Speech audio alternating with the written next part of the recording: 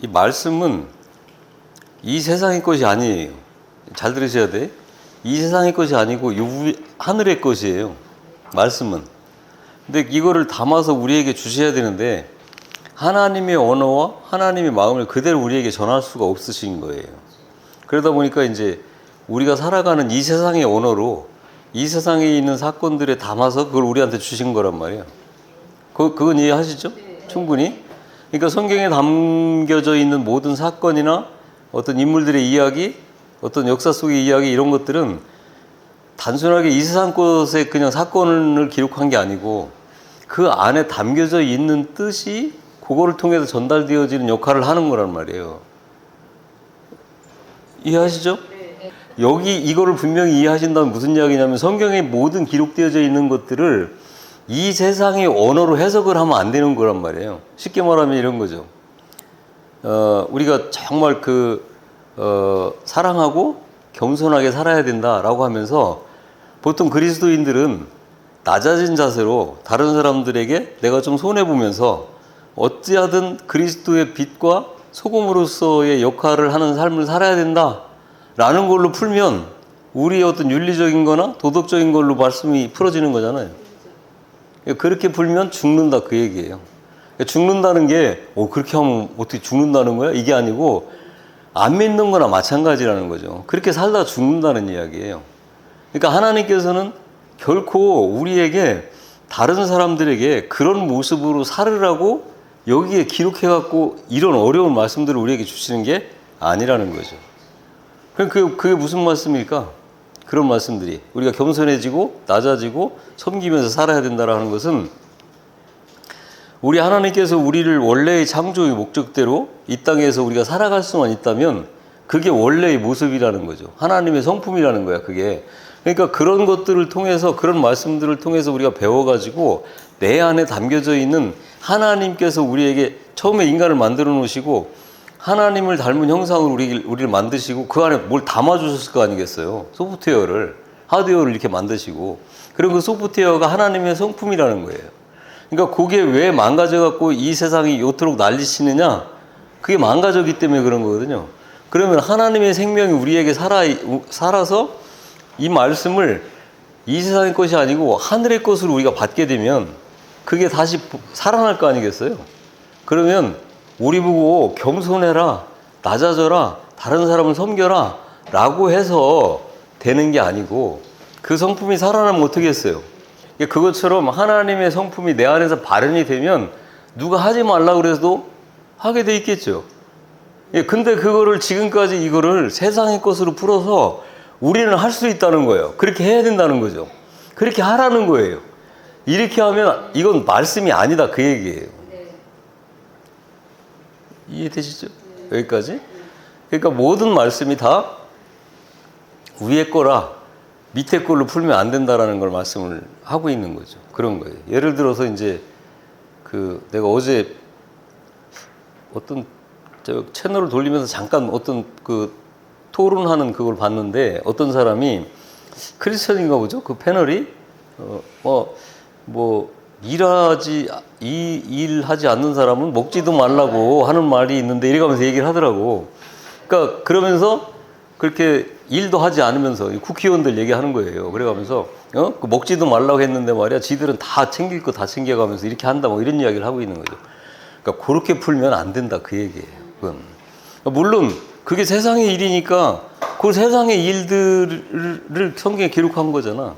그러니까 그건 무슨 이야기냐면 데살로니가에 사도 바울이 가서 복음을 전할 때 한 대략 15일 정도밖에는 복음을 못 전하고 도망갔어요. 죽이려고 해가지고. 그러니까 사도 바울이 전도한 지역 중에서 제일 짧은 기간 동안 그 복음을 가르친 데가 데살로니가 교회야.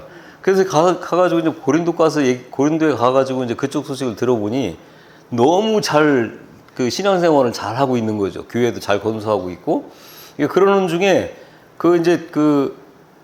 거기서 남겨놓고 왔던 그 제자가 있어요.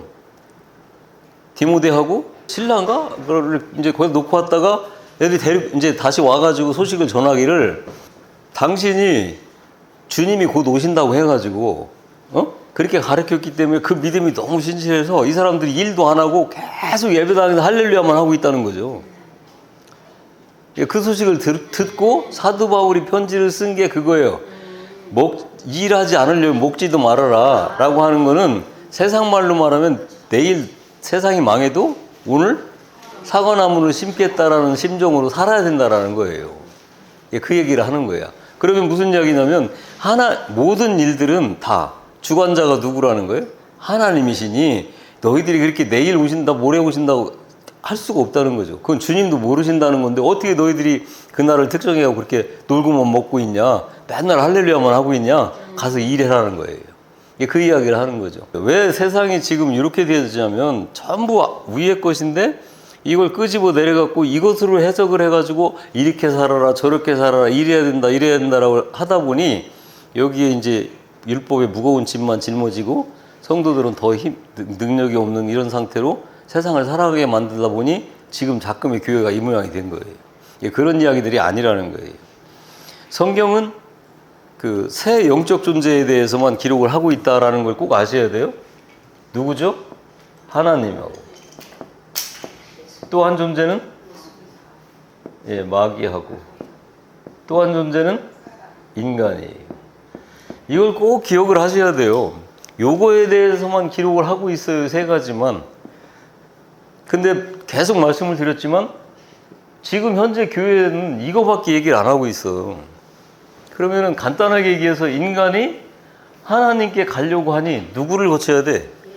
예수를 거치지 않고는 불가능하다는 거죠. 불가능하다는 거예요. 그러면 아무리 우리가 기도를 하면서 하나님을 찾은들 갈 수가 있다는 거 없다는 거예요. 못 간다는 거죠.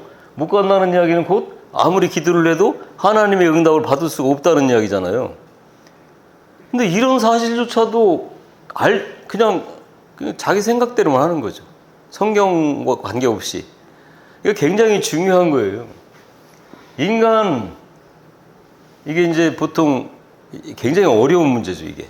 인류 역사상 인간에 대한 정확한 답을 지금까지도 못 내놓고 있잖아요. 그러니까 소크라테스 같은 경우도 도대체 인간이 뭡니까? 제자들이 질문하니까 너 자신을 알으라는 거예요. 그 대답밖에 못 하는 거예요. 너도 모르면서 무슨 인간을 얘기하냐 그 얘기거든요. 이게 그만큼 어려운 건데 성경에서는 분명히 이야기를 하고 있거든요. 인간이 어떤 존재라는 거를. 그러니까 이거를 알아야 되는데 예수님에 대해서도 언급을 별로 안 하는 거는 뭐 둘째치고 인간에 대해서는 지금 거의 다 실종 상태입니다. 예전에는 우리는 다 망해버릴 죄인이다라는 이야기까지는 했었는데 지금은 다 생활설교 쪽으로 돌아가 버리니 아예 언급이 안 되죠. 그러면은 인간이라고 하는 존재가 예수라는 이 분을 통해 가지고 하나님께 나아가려고 하는데 성경에서는 분명히 예수께 나오기 위한 전제 조건을 다 설명을 하고 있잖아. 인간이 어때야 된다라는 거를. 근데 그거를 없이 그냥 일로 나가겠다는 거예요. 이거를 요한복음 10장에서는 뭐라고 뭐라죠? 강도요? 절도라고 얘기하는 거예요. 안 된다는 거죠. 근데 이거를 그냥 이러고 있단 말이에요. 그래서 제가 8월달 그 기도회 때는 인간에 대해서 성경에서 뭐라고 말씀하시는지에 대한 구체적인 거를 그때 할까 이렇게 생각을 하고 있어요. 이게 굉장히 중요하거든요. 그러니까 인간이 내가 어떠한 존재라는 걸 알아야 어디에서든지 예를 들면 삼성이라는 회사에 들어갔다 누가 입사해서 들어갔단 말이에요.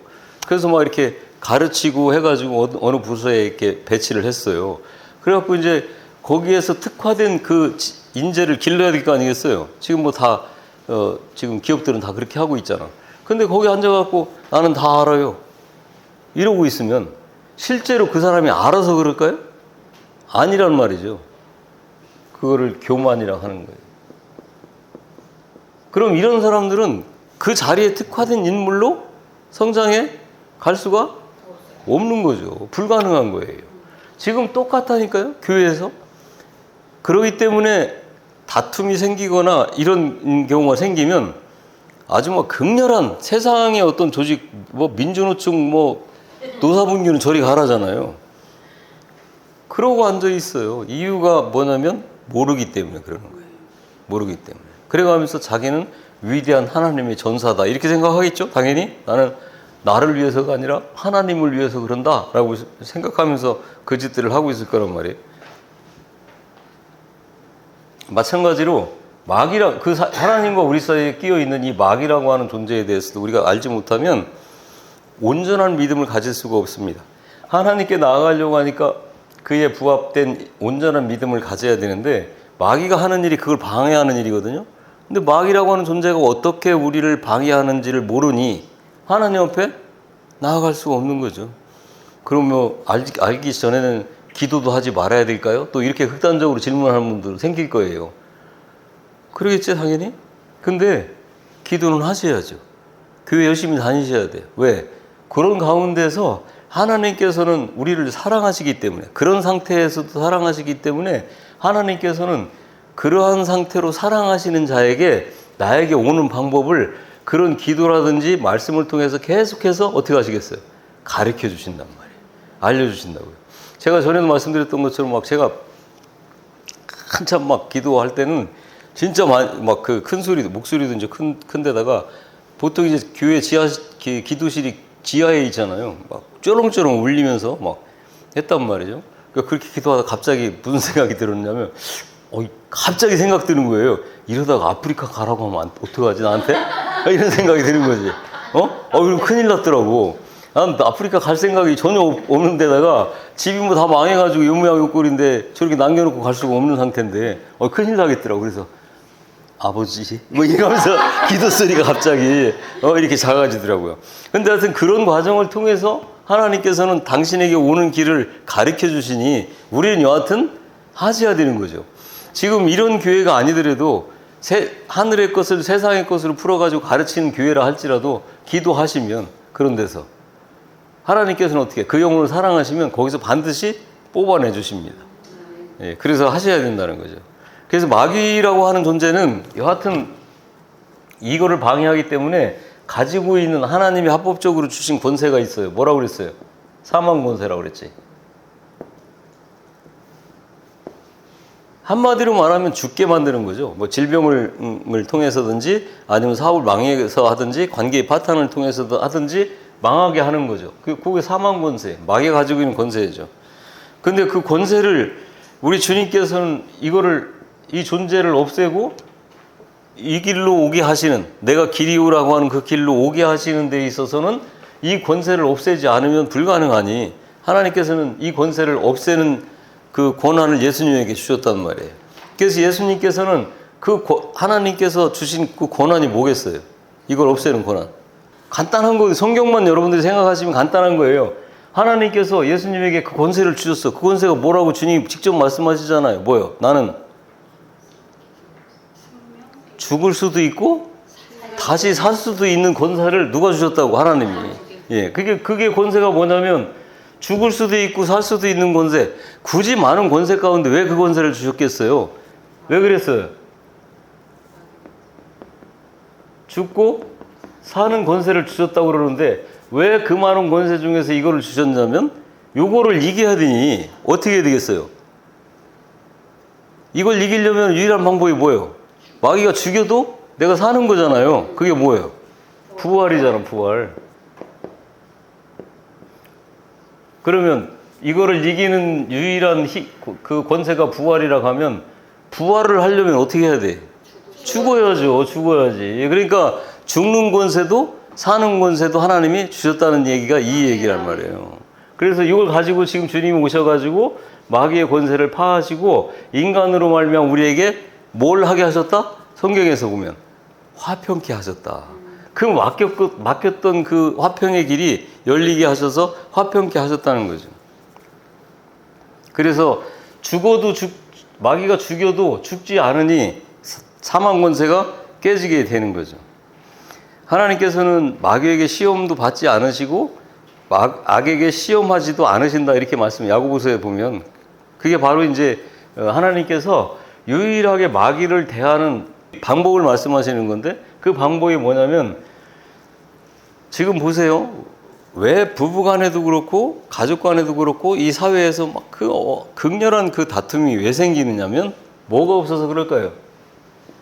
사랑이 없어서 그래요.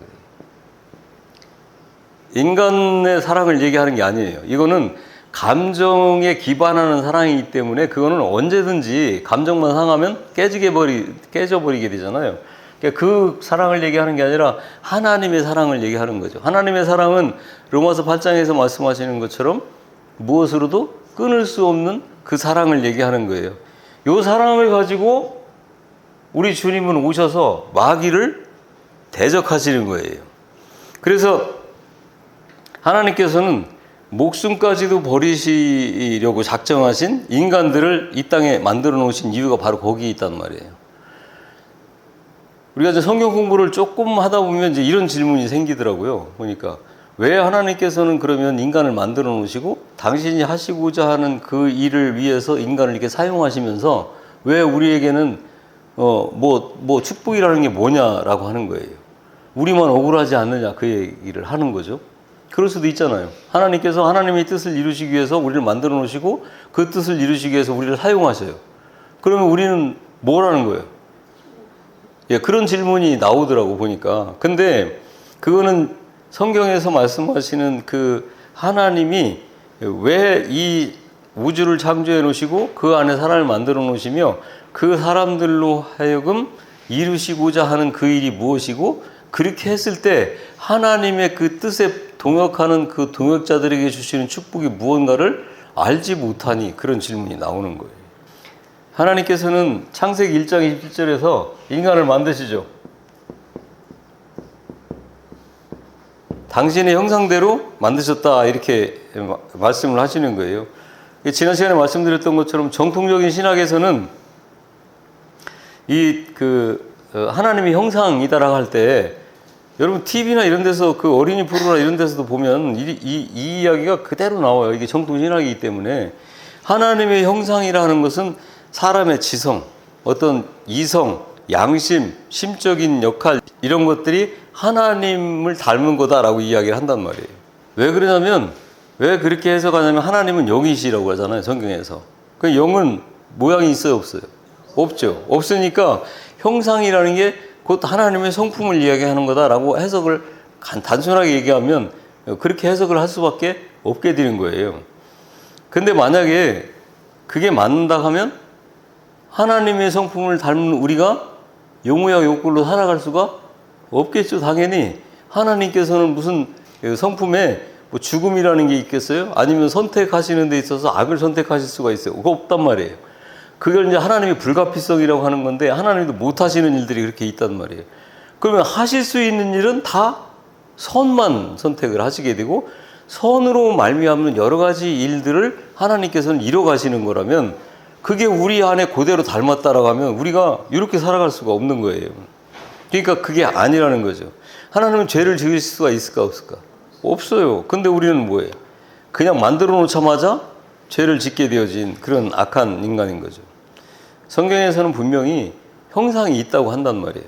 고린도후서 4장 4절에서도 그렇고 빌립보서 2장 6절에서도 그렇고 히브리서 1장 3절에서도 하나님의 형상은 분명히 있다라고 한.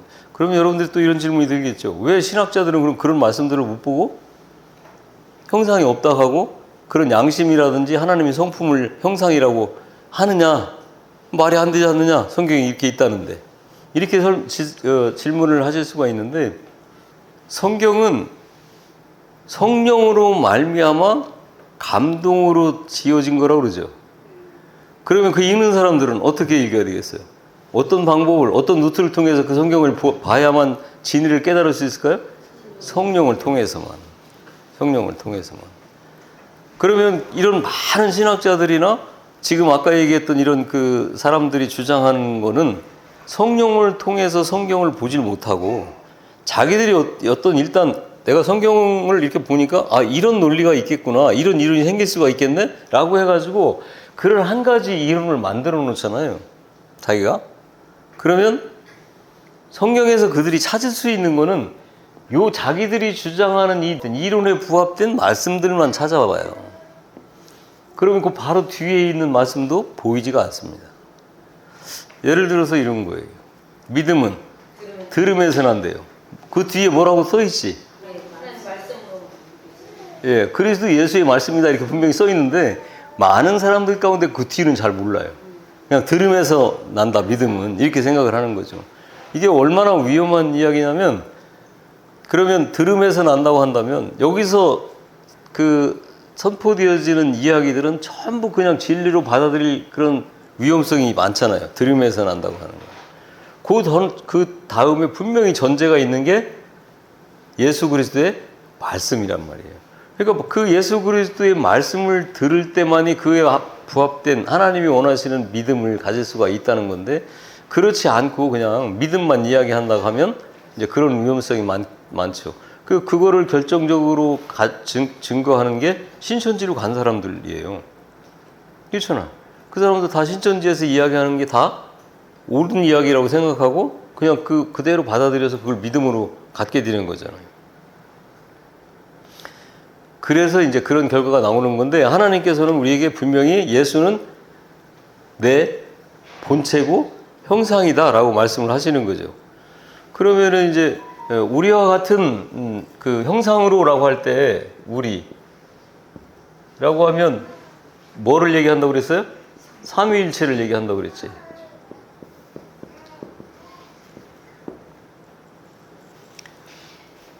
그러면 거기에 성부 하나님이 있고 성자 하나님이 있고 성령 하나님이 계시는데,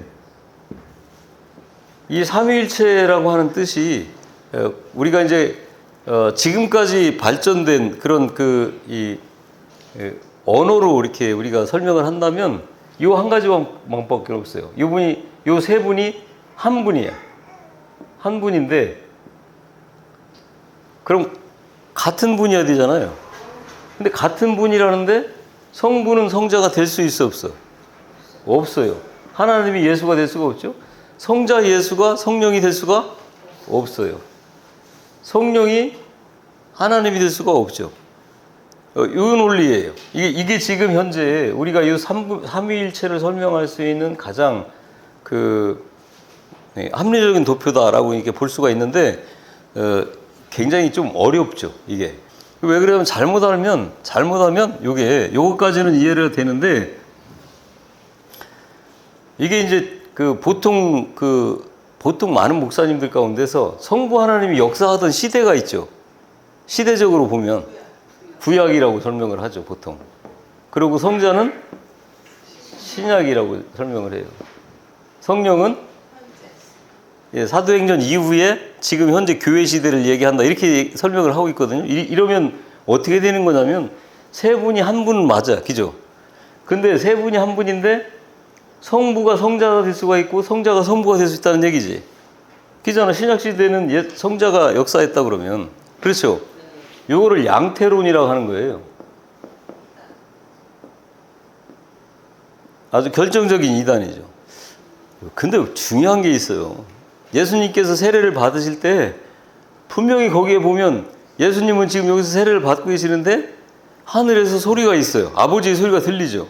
거기 아버지가 계시다는 거, 안 계시다는 거? 계시다는 거죠. 성령이 또 비둘기같이 내린단 말이에요. 그러니까 그런 말씀들이 있는데도 불구하고 이런 게 아주 굉장히 이단의 아주 주류 신학처럼 이렇게 흘러간단 말이에요.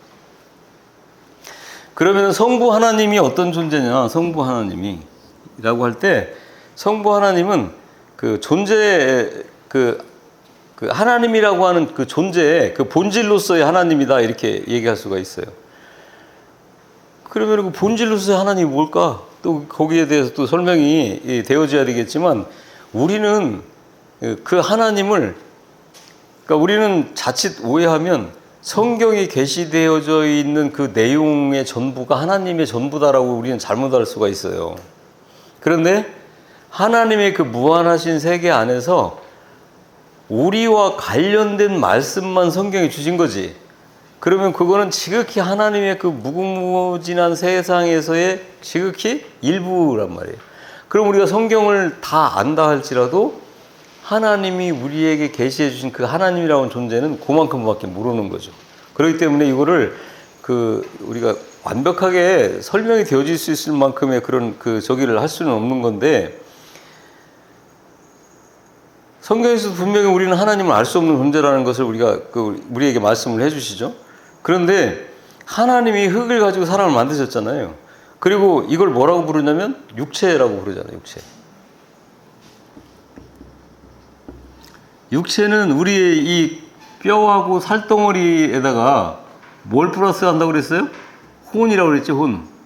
예, 혼은 우리의 생각, 지식, 양심, 뭐 감정 이런 거 다 포함된 거예요. 하고 이걸 이제 흙으로 만든 건데 거기에다가 하나님께서는 우리에게 영을 불어넣어 주셨어요. 루악이라고 하는 하나님의 호흡을 불어넣으셨는데 그 루악이라고 하는 것은 하나님의 생명이란 말이에요. 영원한 생명. 그거를 우리에게 부어주셨기 때문에 우리는 영원히 존재하는 상태가 되어졌는데 동물은 이게 없죠. 영이. 네, 그러다 보니까 그냥 죽으면 끝이에요. 며칠 전에 누구더라? 제가 아는 분이 굉장히 슬픔에 젖어 있어요. 그래갖고 권사님도 그랬구나. 참 고양이 죽어가지고 개가 죽었나 참? 예, 개나 고양이나 뭐 나는 똑같으니까. 예. 하여튼 그런데 어떤 분도 고양이가 죽었다고 그냥 슬퍼하더라고요. 근데 그걸 내가 이해를 못하는 건 아니에요. 평생은 아니지. 십몇 년 동안 이렇게 자기 가족같이 이렇게 요즘 이렇게 더운데도 막 이렇게 백화점 같은 데 막 안고 돌아다니더라고요. 예. 하여튼 그렇게 살다 보니 그게 죽으면 이제 이별의 아픔은 있지 당연히. 그러니까 막 몇백만 원씩 들여갖고 막 장례도 치러주고 막 이렇게 하더라고요. 근데 다 헛짓이에요 그게. 왜? 죽으면 끝나거든요. 그래서 원래 법적으로도 그 죽으면 쓰레기통에 넣어서 버리게 돼 있어. 쓰레기 봉다리에 넣어가지고 묻어주고 이런 게 아니야. 오히려 묻으면 불법이에요 그거. 그런데 여하튼 그 죽음은 끝이란 말이에요. 동물들은. 왜? 영원한 생명이 없기 때문에. 그래서 그 영원한 생명을 가진 우리 인간인데 어차피 우리는 죽어도 죽지 않는 게 문제란 말이에요. 죽지 않는 게. 그래서 여러분들이 지금까지 무슨 호러 영화 뭐 이런 것들 이렇게 보시면 귀신들 막 이렇게 나오고 하는데 거기에 무슨 코끼리 귀신, 사자 귀신 이런 거 나오는 거 본 적은 없을 거예요. 그거 없어. 그건 다 죽으면 없어지기 때문에. 뭐만 있어요? 인간 귀신만 있지. 사람 귀신만. 그래서 그게 이제 민간에서도 그렇게 이제 그런 것들이 막 이렇게 이야기 되어질 정도로 그런 내용에 대해서는 알고 있어요. 그게 왜 그러냐면 잘 생각해 보세요. 우리가 인류의 시발이 어디였어? 예, 에덴 동산이죠. 근데 에덴 동산이 어디라고 해야 돼? 보통 일반적으로 신학적으로 볼 때 어디라고 저기가 돼 있냐면 여기가 유프라테스 강이 티브리스 강이에요. 두 가지 학설이 있는데 여기에 있었다라고 하는 학설이 있고 여기에 있었다라고 하는 학설이 있어요. 두 가지가. 근데 이게 이제 에덴 동산이야. 여하튼 여기잖아. 중동이잖아요. 여기서 인류가 시작을 한 거거든. 그랬다가 노아의 방주 때 다 죽어버렸죠. 그리고 이제 8가족만 남았어요. 그 8가족이 다 어떻게 다 외짝이라고 해서 짝짝이라고 그랬어요. 짝짝이. 신랑과 신부. 아까 우리 목사님도 그런 말씀하셨는데 성경을 우리가 이해하고 해석하는 데 있어서 굉장히 중요한 포인트예요. 그게. 신랑과 신부라는 게. 하나님께서는 그런 거를 통해 갖고 우리에게 설명을 해주시는 거예요. 천국에 가족이 있을까 없을까요? 가족. 우리처럼 가정이 있어요 없어요? 없어요. 존재하지 않아요.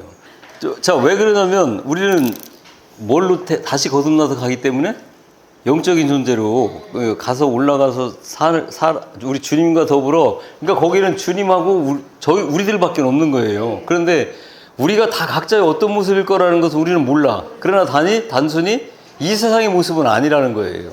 그 모습으로 우리가 올라가서 살게 되거든. 거기는 가족이라는 게 없어요. 그래서 우리는 상상할 수 없는 그런 관계로 다시 만들어져서 올라가는 거기 때문에 그런 게 없단 말이에요. 그런데 굳이 이 땅에 가족이라고 하는 그 구성의 형태를 만들어 주시고 그러한 거를 통해서 우리가 살아갈 수 있도록 만드신 이유 뭐겠어요? 성경적으로 보면 한마디로 얘기하면 신랑과 신부의 관계를 우리에게 설명을 해 주시기 위해서 그런 거예요. 그러니까 신랑과 신부가 있으면 당연히 또 뭐가 나와 거기서? 우리 하은이 같이 저렇게 또 나온단 말이에요. 그런 거를 통해서 하나님께서 가족 구성원이라고 하는 하늘나라의 가족 구성원이라는 걸 설명해 주시기 위해서 이렇게 만들어서 우리에게 주신 거란 말이에요. 그러니까 거기서 이제 살아가면서 그거를 경험하고 그런 거를 배워오라고 만들어 주신 건데, 하늘나라에서 너희들이 살아가는 어떤 방법? 예, 존재할 수 있는 방법, 그 법을 배우라는 거예요. 그런 관계 속에서. 예, 그런 거예요.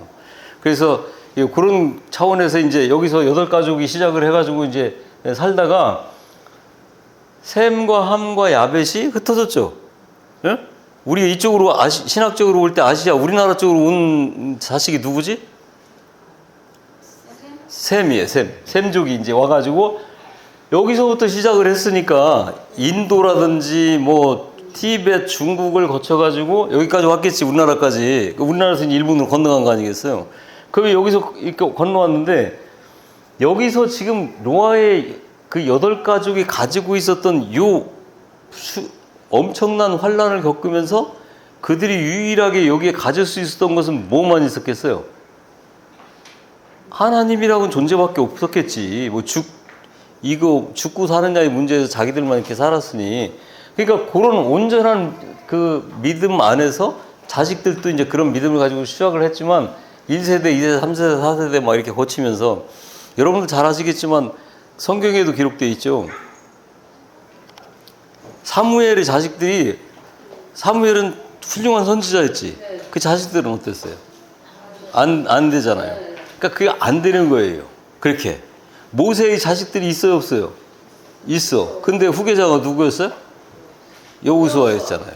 그러니까 안 되는 거예요, 그게. 1세대만 걸쳐도 그게 잘 안 되는데, 여기서 지금 몇 세대를 거쳐왔으니 여기서 여기까지. 그래서 이제 그 많은 사람들이 왜 조상들은 죄도 없이 예수 몰랐다고 지옥 가요, 이런 얘기를 하는 사람도 있어요. 몰랐을까, 알았을까요?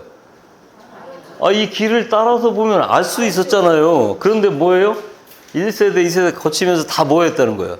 잃어버렸다는 거죠. 그거를 전해지지가 않았다는 거예요. 그러고서 뭔만 전해졌을까, 여기까지?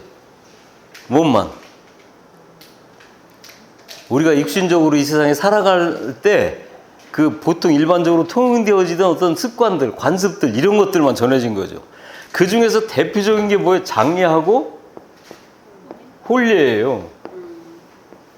이 혼례만 하더라도 방법이 전 세계적으로 거의 비슷한데, 우리나라는 이제 굉장히 약식으로 이제 이렇게 하다 보니까 30분 만에 끝나고 하지만, 그래도 30분 안에 그 축약되어 있는 그 안의 내용을 보면 똑같아요. 거의 비슷해요.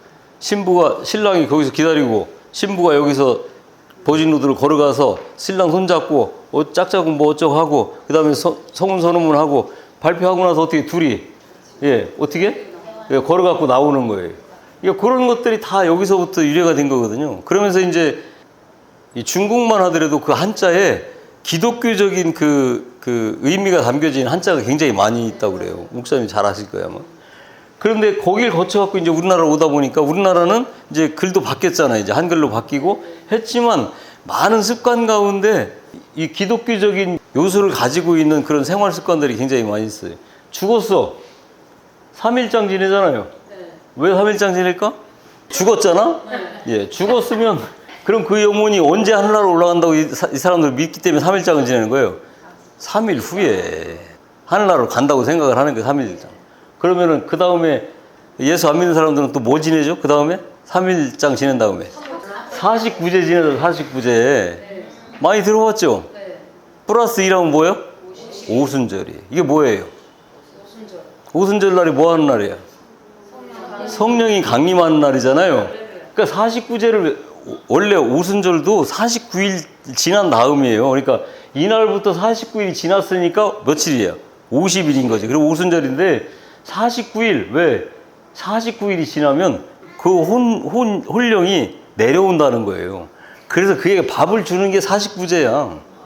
그러니까 이런 것들이 많이 있어요. 예수를 안 믿는 저기에도. 그게 뭐냐면, 이해가 되시죠? 무슨 얘기인지. 여기서부터 이렇게 쭉 오다 보니, 진의, 하나님은 잃어버렸지만 하나님이 우리에게 이 땅에 어떻게 살으라고 하셨던 어떤 관습이라든지 문화, 이런 것들은 쭉 거쳐서 오게 됐단 말이에요. 그러니까 몰라서 죽은 건 아니에요. 그렇다 할지라도 여러분들은 그저 감사만 해야 될 게, 지금 그런 부모들을 통해서 여러분을 이 땅에 존재케 하시고 여러분을 데려가시기 위한 통로로 그렇게 그들을 이렇게 사용하신 거기 때문에 그렇게 생각을 하셔야 된다는 거죠. 그래서 우리는 영원히 존재한다. 이런 것들도 다 세상에서도 우리 혼이 완전히 없어지는 게 아니구나라는 것을 알고는 있다는 거죠. 다 알고는 있어요. 근데 단지 어디서 어떻게 존재해야 되는가를 알지를 못해요. 근데 우리가 얼마나 그런 쪽으로 이렇게 밟지 못하냐면 인간이라고 하는 존재가 원래 그래. 한번 생각해 보세요. 이거 옳다고 치자고. 그럼 49일째 여기서 뱅뱅 돌면서 굶었다가 49일째 와갖고 그 떠먹지도 못하는 밥 숟가락 꼽아놓으면 배불러야 돼? 그렇잖아요. 근데 이런 거를 그냥 믿고 있단 말이에요, 이게.